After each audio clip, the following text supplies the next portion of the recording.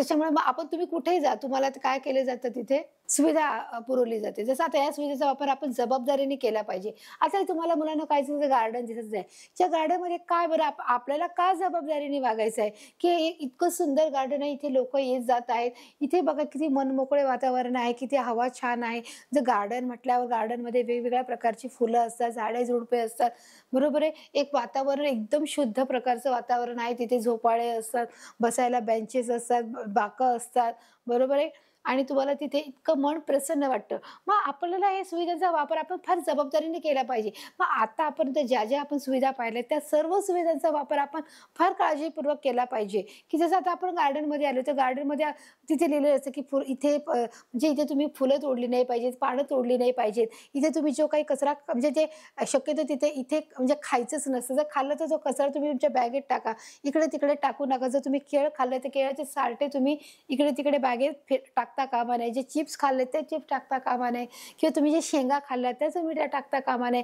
पाणी जर तुम्ही घेतले ते पाणी पिलं आणि जर तुम्हाला पाणी नको असेल तर तुम्ही लगेच गार्डनमध्ये पाणी ओतून मोकळे नाही होऊ शकत. म्हणजे तुम्हाला हर एक प्रकारची तुम्हाला काळजी घ्यायची आहे, की इथे देखील आपल्याला काही जबाबदारी आहे, की जसं आपण आपलं घर स्वच्छ ठेवतो तसं जेव्हा आपण त्या सेवेचा वापर करतो मग ती हर एक प्रकारची सेवा असू दे, वाहतुकीची सेवा असू दे, शाळेची असू दे किंवा तुम्हाला कुठे फिरण्याची सुविधा असू दे, आपण रेल्वेत जातो ती सुविधा असू दे, हर एक प्रकारची सुविधा जी असेल त्याच्यामध्ये आपल्याला जबाबदारीने वागायचं आहे. तिथे आपण कोणत्याही प्रकारचं त्या गोष्टीचं नुकसान होणार नाही, त्या गोष्टीची आपण अतिशय दक्षता घेणं तितकंच गरजेचं आहे मुलाला. जसं आपण आपल्या घरी दक्षता घेतो, की माझं घर आहे तर मला घाण नाही ठेवायचं आहे, मला सोफा घाण नाही करायचा आहे, मला फरशीवर पाणी नाही टाकायचं आहे, मला घरात कचरा नाही करायचा आहे, मला कचरा कुंडीतच टाकायचा आहे, कचऱ्याच्या पेटीत टाकायचा आहे, डब्यात टाकायचा आहे. तर तसंच इथे जसं आपण बाहेर गेल्यावर देखील आपल्याला फार जबाबदारीने वागायचं आहे आणि कचरा आपल्याला काय करायचा आहे, कुठेच करायचं नाही. ह्या गोष्टीची देखील आपण काय करतो मुलांनो, काळजी घेत असतो. तशी आपली शाळा म्हणजे आपलं घराबाहेरचं दुसरं जग असतं. घराबाहेरचं हे जग आहे बरोबर, की जसं आपण घरामध्ये असतो, घरामध्ये आपलं जे कुटुंब आहे हे आपलं एक जग आहे. आपण आपले आई, वडील, बहीण, भाऊ, आजी, बाबा हे सगळे आपल्या घरामध्ये असतात, आपल्या कुटुंबात असतात.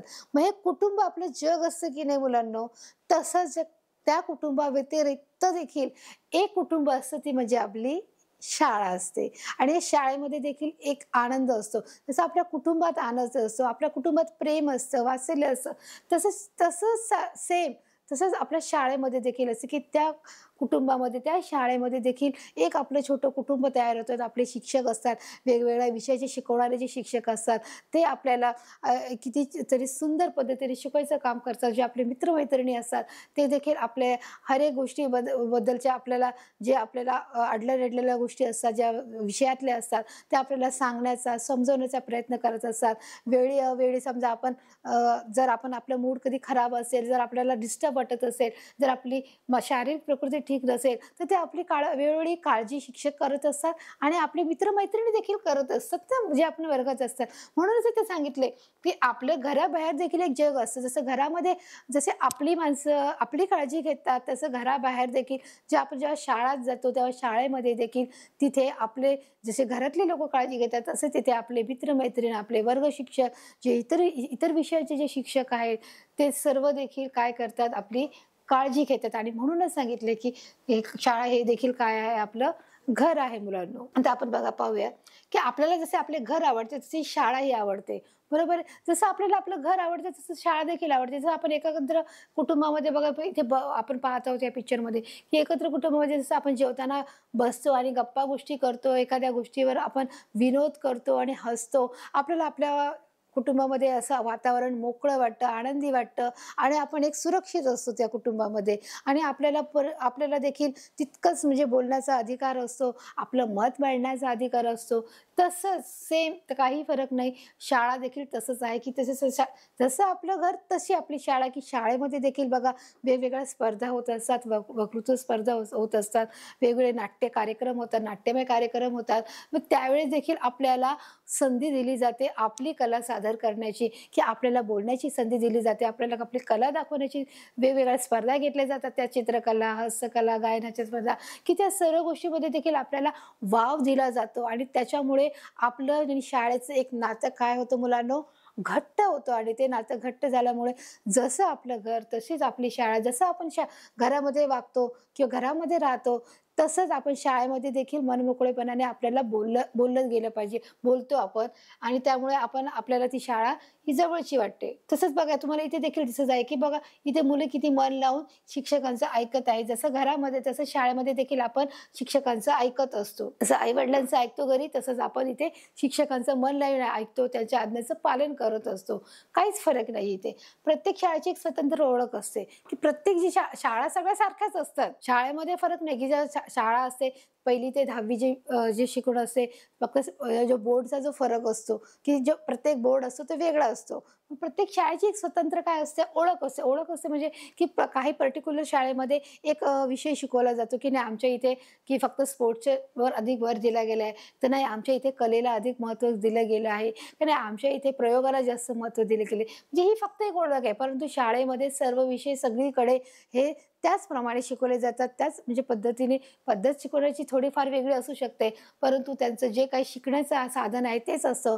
फक्त तिथे हर एक गोष्टीला म्हणजे कोण किती महत्त्व देतं त्याच्यावर असतं. म्हणून ही शाळा एक स्वतंत्र ओळख आहे. म्हणजे कोण कलेवर जास्त भर आहे, कोणी स्पोर्ट्सवर जास्त भर आहे, तर कोणी प्रयोगशाळेसाठी की तिथे देखील उपलब्ध असते. म्हणून प्रत्येक शाळेची एक ओळख असते. पण प्रत्येक जी शाळा आहे त्या शाळेची एक काय आपापली एक छबी आहे. ओळख मिळण्याची एक छबी आहे. आणि शाळा ही सर्वांसाठी असते, की असं नाही म्हणू शकत, की शाळा ही फक्त बाबा जे श्रीमंत लोकं आहेत त्यांचीच आहे, की जे श्रीमंताच्याच मुलांसाठी आहे, की जे मध्यमवर्गीय आहेत त्यांच्यासाठी नाही, जे एकदम खालचे वर्गातले आहेत असं नाही होत मुलांनो. शाळा ही सगळ्यांसाठी आहे आणि शाळा ही सर्व स्तरातील लोकांना काय करते, मुलांना शिक्षण देण्याचं ही एक खूप मोठं काम करत असते. ती सर्वांसाठी शाळा आहे. शाळा ही सर्व मुलांसाठी खुली आहे. मग ते कोणत्याही वर्गातले का असेना, त्या शाळा ही सगळ्या मुलांना तितकंच सेवा उपलब्ध करत असते. शाळेत जाऊन शिकणे प्रत्येक मुला-मुलीचा हा हक्क आहे. बघा आपण पहिल्यापासून बघत आलो, की जर शिकणे हा सगळ्यांचा अधिकार आहे, की शिक्षण ही एक आपली मूलभूत गरज आहे आणि ती प्रत्येक मुलाला मिळाली पाहिजे हे आपण या पाठातून पाहत आहोत. की जे मुलगा असो मुलगी असो हा भेदभाव नाही, की जसं पूर्वी होतं मुलांना, की पूर्वी मुलांना शिकायचं आणि मुलींनी शिकायचं नाही. मुलांना शाळेत पाठवलं जायचं, मुलींना घरी घरकाम करण्यासाठी ठेवलं जायचं. घरातली हर एक प्रकारची कामं का तर त्यांना काय गरज आहे, त्यांना तर लग्न होऊन दुसरीकडे जायचं, मग शिक्षण कशाला हवंय? त्यावेळी तशी समज होती, परंतु मुलांनो आता तसं नाही आहे. आता हर एक मुलगा मुलगी यांना समान अधिकार दिले गेलेले आहेत. त्या समान अधिकारामध्ये ते प्रत्येकाला तो अधिकार आहे, त्यांचा तो हक्क आहे आणि हा हक्क कोणीच आज हिरावून घेऊ शकत नाही. समाजातील कोणताच घटक हा हक्क त्यांच्याकडून हिरावून घेऊ शकत नाही. आणि म्हणूनच आज शाळेमध्ये सर्व मुलं आणि मुली हे दोघंही एकत्र येऊन अभ्यास करू शकतात. त्याच्यामुळे त्यांना जे बेसिक नीड आहे ती पूर्ण होते. आता बघा इथे तुम्हाला काय दिसत आहे, पूर्ण शाळा दिसत आहे. शाळेमध्ये सर्व मुलं-मुली आहेत, शिक्षक आहेत. जे समजा जे तिथे एखादा कार्यक्रम आहे, त्या कार्यक्रमामध्ये ते उभे राहील.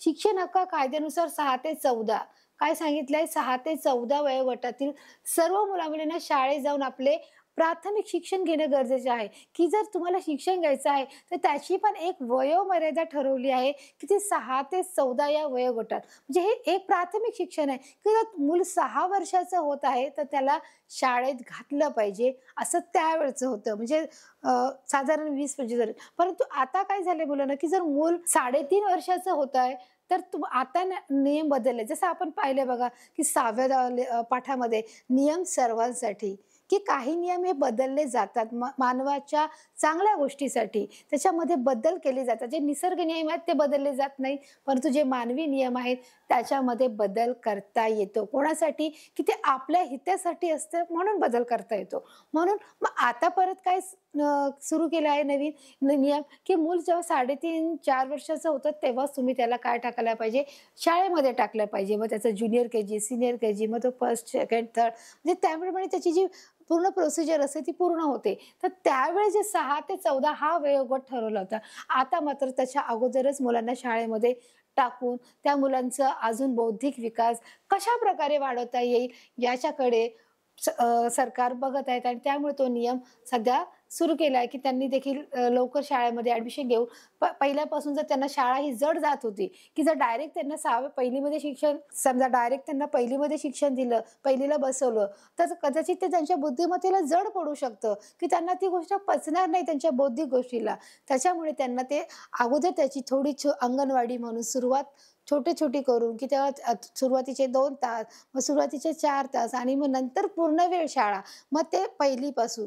मग त्याच्यामुळे मुलांना काय होते, अभ्यासाची गोडी लागते, शाळेत येण्याची गोडी लागते आणि त्याच्यामुळे मग त्यांना ते रोजची ती सवय होऊन त्यांना ते पहिलीमध्ये तो मूल स्थिरावतो. नाहीतर काय होतं मुलांना पहिलं, की जर मूल डायरेक्ट जर 6 वर्षाचा आहे किंवा 5 वर्षाचा आणि तो जर डायरेक्ट पहिलीला येऊन बसला, तर तो त्याचे सुरुवातीचे 2-3 महिने तर ते फक्त रडण्यातच जात असे.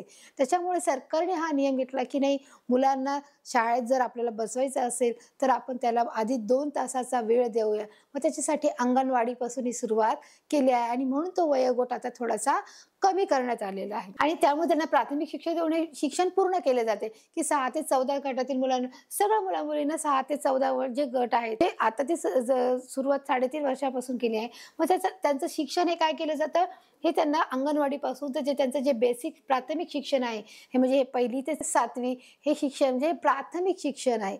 मग ते तरी ॲटलीस्ट त्यांचं झालं पाहिजे, की त्या दृष्टिकोनातून ती सुरुवात त्यांनी केली.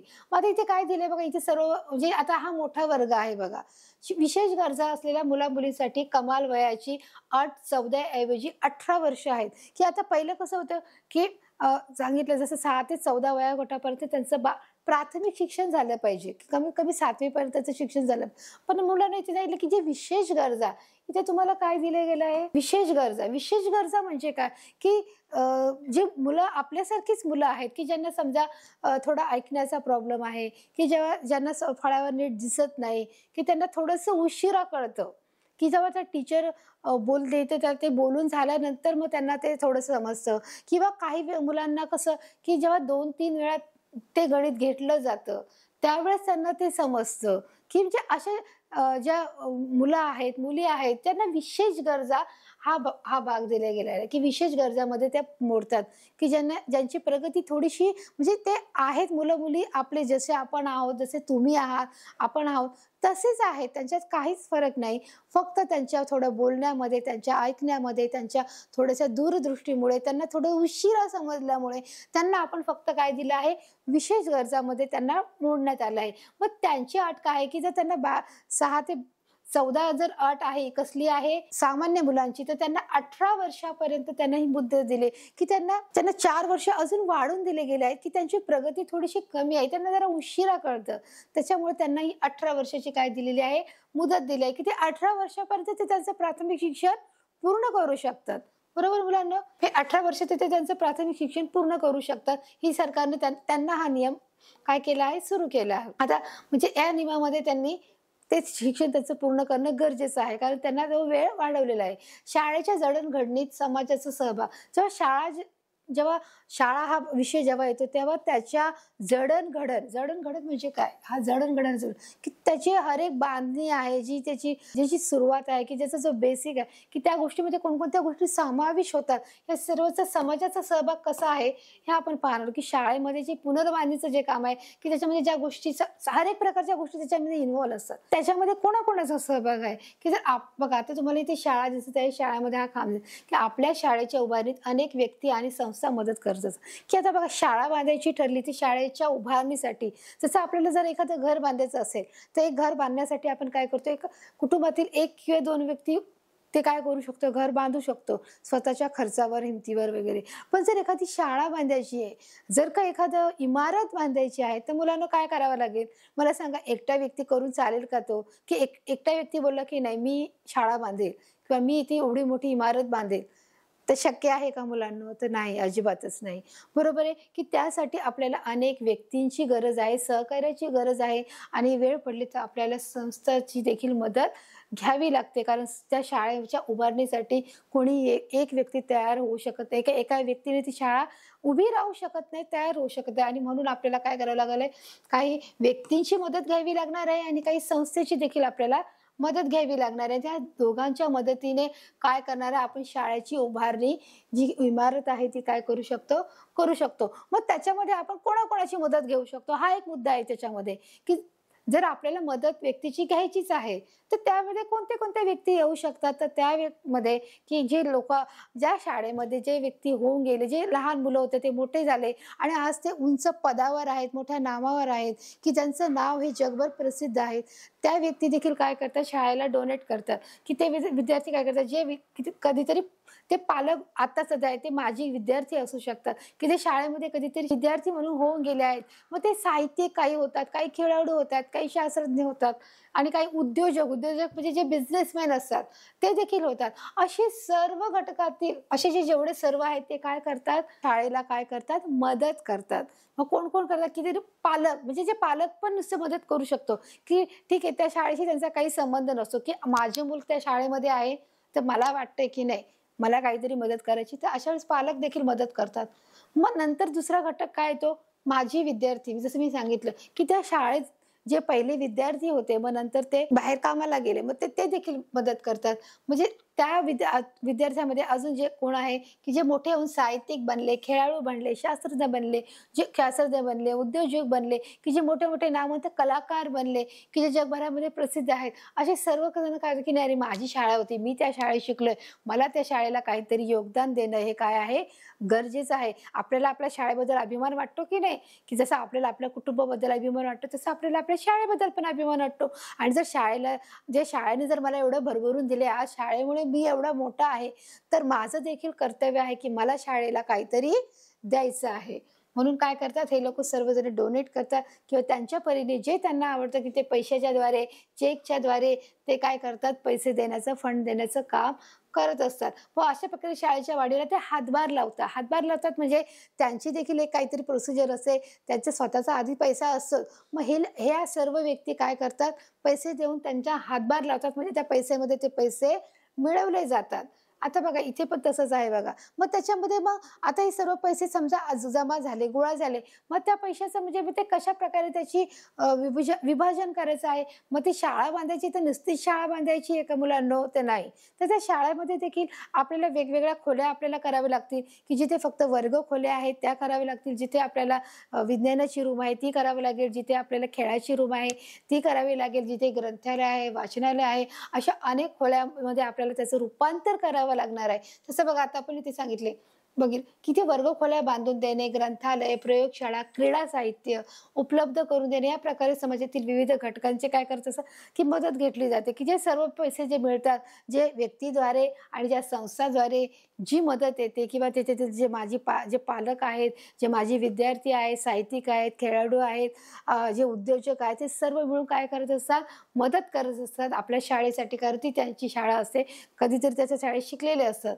आणि अशा प्रकारे समाजातील हर एक विविध घटक काय करतात, हे सगळ्या वर्गखोल्या, ग्रंथालय, प्रयोगशाळा हे बांधतात आणि त्याचं ते त्या प्रकारे काय करतात, नियोजन असतं. त्या नियोजनाद्वारे त्या गोष्टीचं काय करतात, अवलंब करतात आणि ते शाळेला ह्या सर्व गोष्टीची पैशाद्वारे, चेकद्वारे मदत करतात.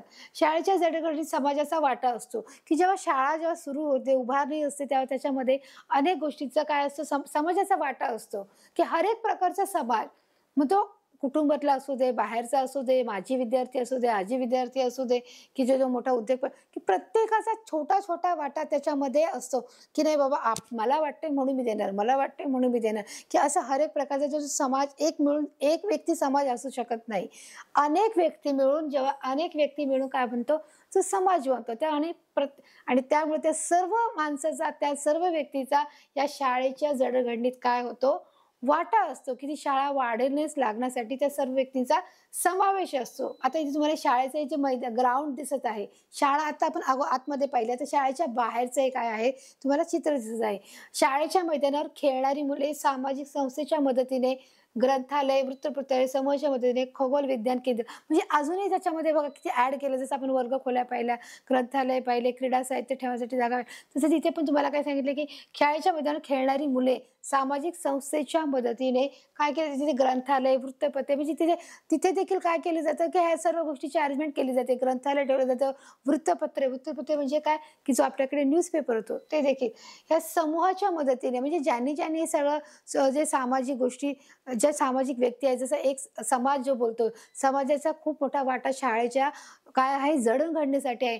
या सर्वांच्या मदतीने काय केलं जातं, की या म्हणजे जे क्रीडा साहित्य आहेत, जे ग्रंथालय आहे, जे वृत्तपत्रे आहेत, हे सर्व जे खगोल विज्ञान जे विज्ञानासाठी लागणारी जी शास्त्र आहे, उपकरणं आहेत, त्या सर्वांना देण्यासाठी यांनी काय केले आहे, की त्यांनी देणगी दिलेली आहे. जसं ते बघा तुम्हाला इथे पण दिसत आहे. हे काय आहे ग्रंथालय. इथे अनेक प्रकारची पुस्तकं आहेत, जिथे तुम्हाला असं फक्त एकच विषयावर नाही तर अनेक विषयावर जो तुम्हाला जे वाटेल भारतातील, भारताबाहेरातली ज्या गोष्टी घडल्या आहेत, ज्या स्वातंत्र्यपूर्व काळातल्या आहेत, जेव्हा आपण जन्मलो नव्हतो त्यावेळेसचा काळ कसा होता त्या आणि समजा एखाद्या राजाची आपल्याला गोष्ट ऐकायची किंवा एखाद्या महात्माची, संताची गोष्ट ऐकायची असेल, आपले जे संत जे आपल्या भारतामध्ये होऊन गेले त्यांच्याविषयीचं आपल्याला जीवनचरित्र ऐकायचं बघायचं वाचायचं असेल तर अशा अनेक कथा, कादंबऱ्या ज्या आहेत की ज्या ग्रंथालयामध्ये ठेवलेल्या आहेत. आपल्या शालेय जीवनाशी निगडीत देखील बऱ्याचशा गोष्टी ठेवलेल्या आहेत, पुस्तकं आहेत की जे आपल्या विषयाशी सामर्थ्य पडतात, की जर आपल्याला एखादा विषय नाहीच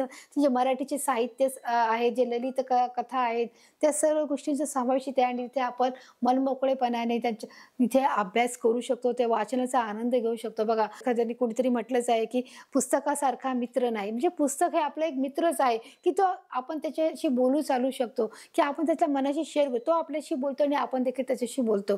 की म्हणजे पुस्तक हे आपल्या जीवनामध्ये खूप छान प्रकारे कार्य करतं. तुम्ही जितके पुस्तकाशी मैत्री कराल तितकं तुमच्या बुद्धिमत्तेमध्ये भर पडत जाईल, तुमच्या ज्ञानात भर पडेल आणि त्याप्रमाणे तुम्हाला बुद्धी कौशल्य प्राप्त होईल.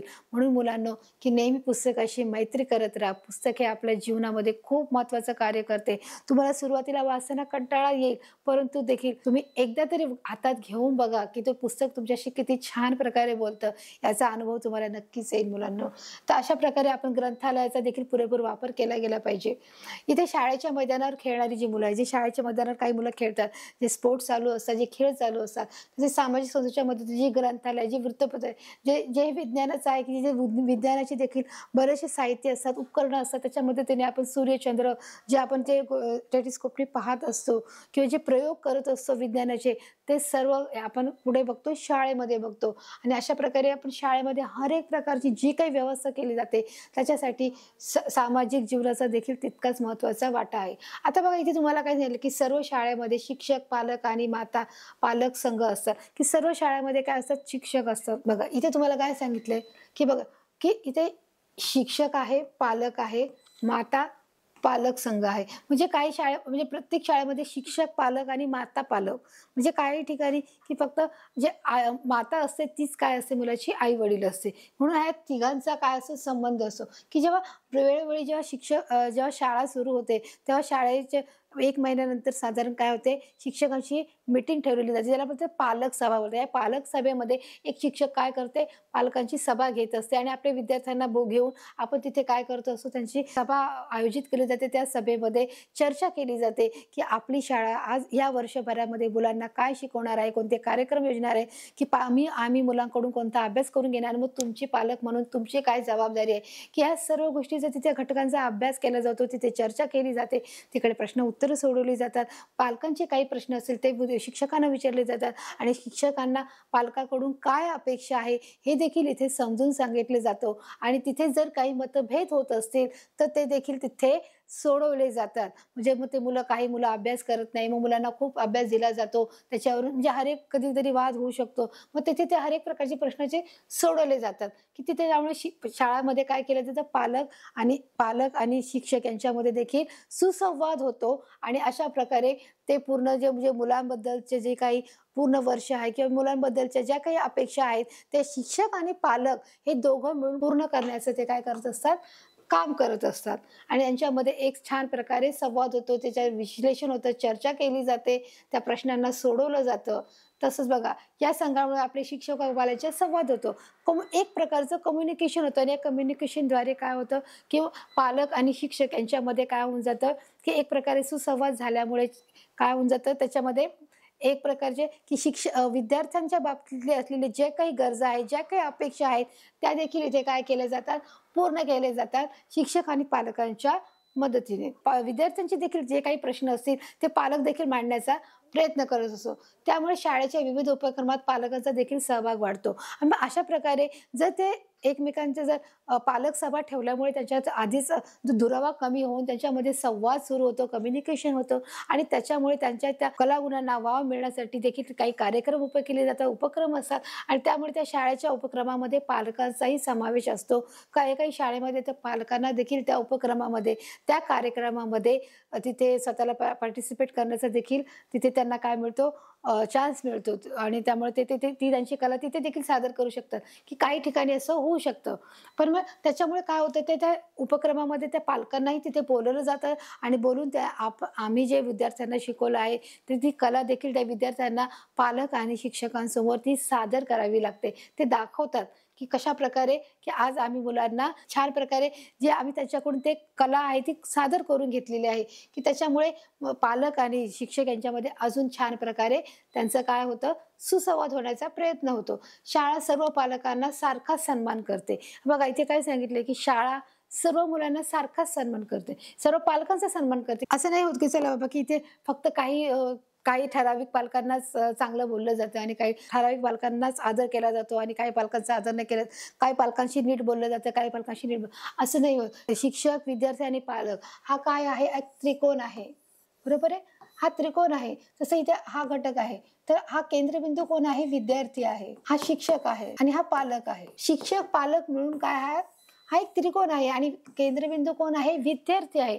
तर शिक्षक पालक मिळून काय करत असतात, विद्यार्थ्यांचा बौद्धिक, मानसिक आणि शारीरिक विकास घडवण्याचा प्रयत्न करत असतात. कोणाच्या शिक्षक काय करतात, पालकांच्या मदतीने. शिक्षक पालकांच्या मदतीने काय करतात, पालकांची मदत घेऊन विद्यार्थ्यांचे काय करतात आणि तसं शिक्षक देखील काय करतो, त्यांच्या परीने देखील त्याचा मानसिक बौद्धिक विकास करतात. म्हणजे हा एक तो त्रिकोण आहे. हा त्रिकोण एकमेकांशी जोडला गेलेला आहे. शिक्षक विद्यार्थ्यांशी, विद्यार्थी पालकांशी आणि पालक पुन्हा शिक्षकांशी. हा एक त्रिकोण आहे मुलांनो आणि हा त्रिकोण हा नेहमी यांच्यामध्ये एक छान प्रकारचा संवाद असतो आणि हा त्रिकोण जेव्हा एकमेकांना जॉईंट होतो तेव्हा विद्यार्थ्यांची अजून प्रगती व्हायला सुरुवात होते, की ज्यांचा जो बौद्धिक आणि मानसिक जो विकास आहे तो देखील काय होतो, छान प्रकारे विकसित होतो.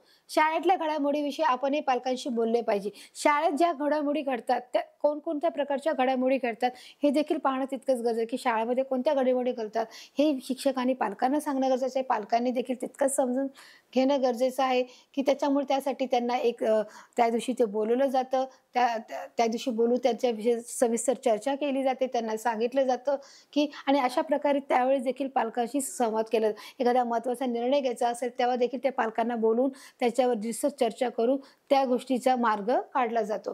तसंच बघा इथे पण काय सांगितलंय, की शिक्षक व पालक या दोघांच्या मदतीने आपण शिकत असतो. जसं मी मगाशीच सांगितलं, की शिक्षक आणि पालक आपल्याला शिक्षक शिकवतात तसं पालक देखील आपल्याला घरात शिकवत असतात. पालक घरात शिकवतात तसंच आपल्याला शिक्षक शाळेमध्ये शिकवतात.